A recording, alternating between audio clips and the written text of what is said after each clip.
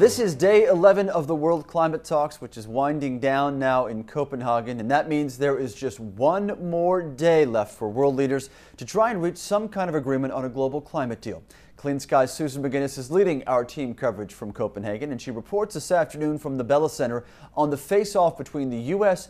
and China, a face-off that is underway as President Obama prepares to leave for the UN Climate Summit.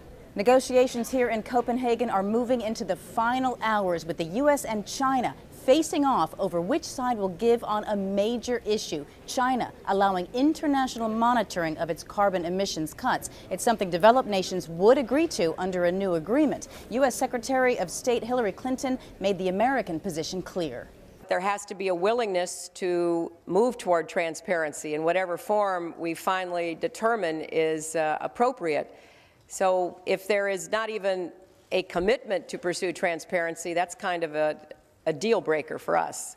Clinton's incentive to the rest of the world to accept this transparency, a promise for the U.S. to join other nations in contributing toward $100 billion a year through 2020 to help poor nations fight climate change, if an agreement comes out of this conference.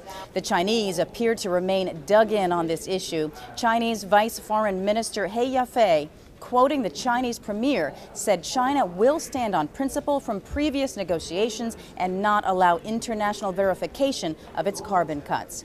He gave Wen Jiabao's response on international monitoring, reporting and verification, or MERV. Premier Wen emphasized that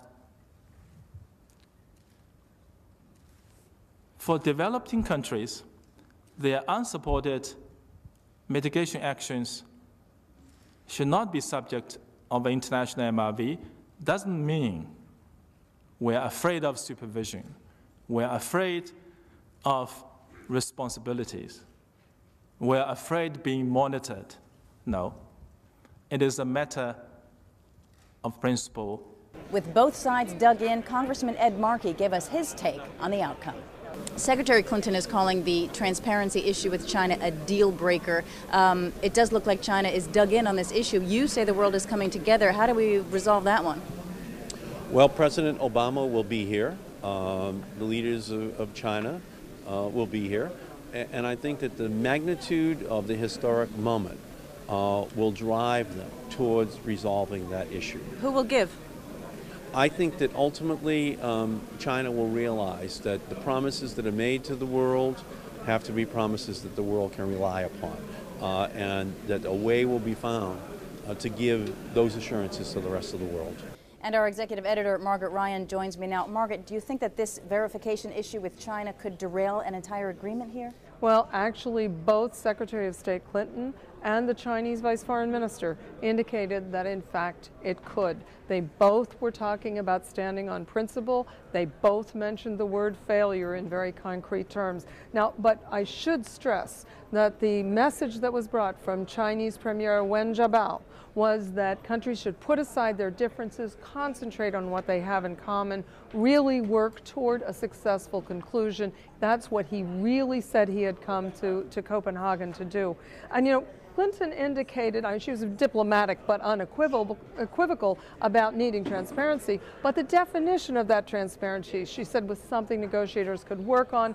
And the vice minister said China is willing to do enhanced, what he called enhanced communication. He said, but not the same as the developed countries. He said they stand on the principle of common but differentiated responsibilities, which really started in the Rio 1992 treaty, comes right through the Bali Action Plan of 2 years ago. And this is not just about China. This is about verification and monitoring of all developing countries. That's right. Well, the major emerging economies, what we're talking about, the economies that particularly in the time since Kyoto have become industrial forces, have taken their place as the major emitters. You look at the top 5 emitters in the world now, and only one of them, the U.S., is an industrialized country. So India, Brazil, Indonesia, they're all up there. And they really do have the same issues about whether this impinges on their sovereignty and whether they say, look, under the Kyoto Protocol, we didn't have to do this, and they do not want to take it on. Okay. Now, Congressman Markey was here with a large U.S. delegation that was led by the House Speaker, Nancy Pelosi. There were also some Republicans along, so their whole mission, I guess, was to show that the U.S. is speaking with one voice. Well, that's exactly what Charles Rangel, who's the very powerful chairman of the Ways and Means Committee, was among those 21 members of Congress, and he said exactly that. He said, we want to show, despite the separation of powers in the United States, that in this case we are behind our president.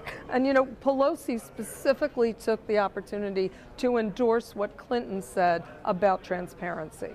What their secretary announced today anticipated the questions I think many people had about what are we going to do to help some of the other countries directly, and we were very proud of her announcement. As I say, it's already been prepared for from our standpoint in the Waxman-Markey bill and other initiatives in the Congress. And Susan, Henry Waxman, author of the famous Waxman-Markey bill with Ed Markey, was also on the panel, and he took the occasion to say, look, most people already know what we're doing in the U.S., they know what we're trying to do, and he said we're trying to do practical things across the board, a whole range of things. He specifically picked out coal. He talked about the need to develop carbon capture and sequestration, which is very important to many of these developing countries, and pointed to what the Waxman-Markey bill would do for that. Okay, all right. Margaret Ryan, our executive editor, thanks for that.